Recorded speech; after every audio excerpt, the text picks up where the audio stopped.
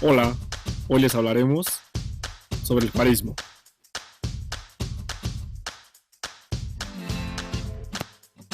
Benito Juárez vivió una de las épocas más importantes de México, considerada por muchos como la consolidación de la nación como república. Juárez siempre defendió la igualdad, la libertad, la legalidad y la democracia. El juarismo se puede definir como una ideología basada en el individualismo. Los derechos del individuo son más importantes que los de la nación o la colectividad. El igualitarismo. Todos los hombres son, según el liberalismo, iguales, aunque en la práctica esto sea una mentira. El republicanismo. Los liberales rechazaban a las monarquías y los imperios, queriendo instaurar en su lugar gobiernos modernos. Y la separación del Estado y la Iglesia. La religión debía ser, para los liberales, un asunto meramente personal y privado. A continuación, les hablaré sobre los puntos más importantes de los aspectos político, económico, educativo y sociocultural durante el juarismo. En el aspecto político, el gobierno se propuso aplicar la Constitución de 1857. A la primera acción en este sentido consistió en convocar las elecciones, pues desde 1865 Juárez ejercía el cargo de presidente sin haber sido elegido constitucionalmente. Juárez proponía una serie de reformas a la Constitución con el objeto de equilibrar los poderes supremos. Con esto buscaba el apoyo popular, a fin de que el Ejecutivo tuviera mayor poder que el que le confería la Constitución y pudiera así tener más influencia en el Congreso. Se restaura el gobierno republicano y casi se puede hablar de un liberalismo y un gobierno reformado. Asimismo, la forma de gobierno se vuelve en una república federal, en la cual los liberales tenían el poder. El gobierno fue instalado en la capital del país. Siendo Juárez presidente, se dispuso a ordenar los asuntos administrativos y organizar los proyectos del programa liberal. Otro aspecto que se realizó en el periodo de estos gobiernos fue el de reducir el ejército que había luchado contra Francia, como una estrategia para restarle fuerza a los militares y mantener la paz.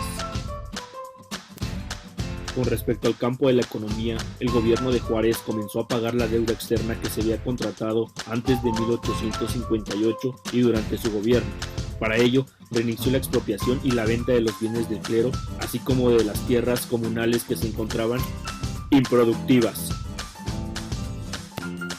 Se implementó la restauración juarista, que tenía el objeto de atraer capital extranjero para realizar proyectos como fomentar la agricultura, introduciendo nuevos cultivos, además de incorporar a la producción otras zonas del país aún no explotadas. Incorporar al país a la revolución industrial, convertir a México en un puente comercial entre Asia y Europa y entre Estados Unidos y América del Sur. Para tal efecto, se proyectaba la creación de una red ferroviaria que uniese las regiones productoras con la costa y permitiera el desarrollo del comercio exterior y el inicio de la comunicación con el resto del mundo.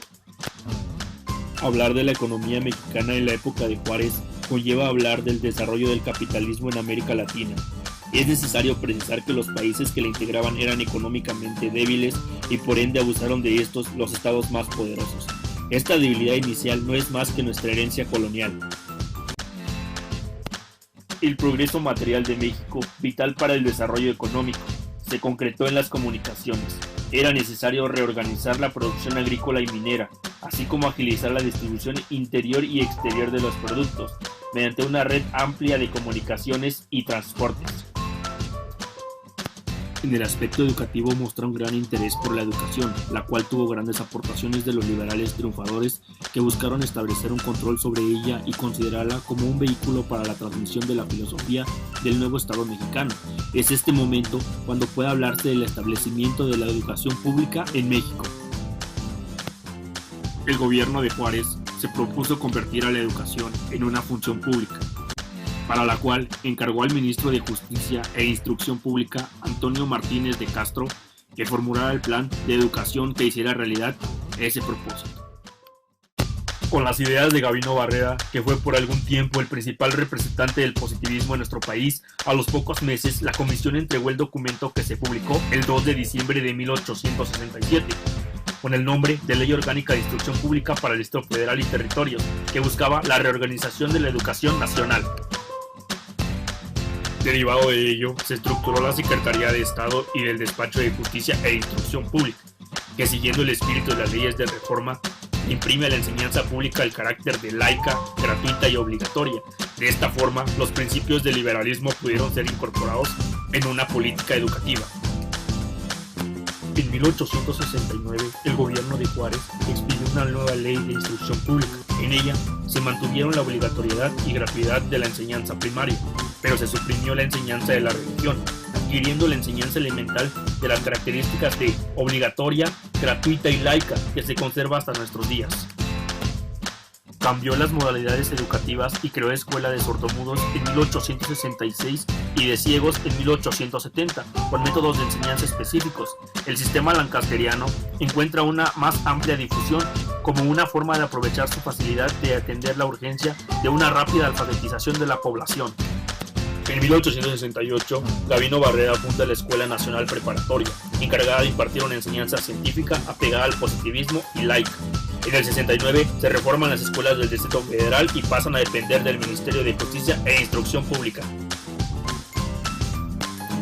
Las aportaciones más importantes durante este periodo fueron la separación Estado-Iglesia, la gratuidad y obligatoriedad de la educación, emancipación de la mujer, la civilización de los indígenas, la operación de escuelas industriales y de artes y oficios y la multiplicación de bibliotecas para el pueblo. En los aspectos socioculturales, uno de los puntos más sobresalientes fue la creación de una política poblacionista que pretendía atraer la inmigración de europeos. Esto no se pudo realizar porque los problemas internos de México provocaban inseguridad y desconfianza en los extranjeros. Otro proyecto social importante fue el de la formación de la pequeña propiedad a partir del fraccionamiento de los latifundios por medio del deslinde y venta de terrenos baldíos. El gobierno se proponía dotar a cada campesino de un rancho con pequeñas dimensiones para que trabajara la tierra y en la cría de ganado. Durante este periodo se respetó la libertad de expresión, lo que ocasionó el surgimiento de grandes periodistas, así como grandes periódicos que fueron sumamente críticos de la labor del gobierno.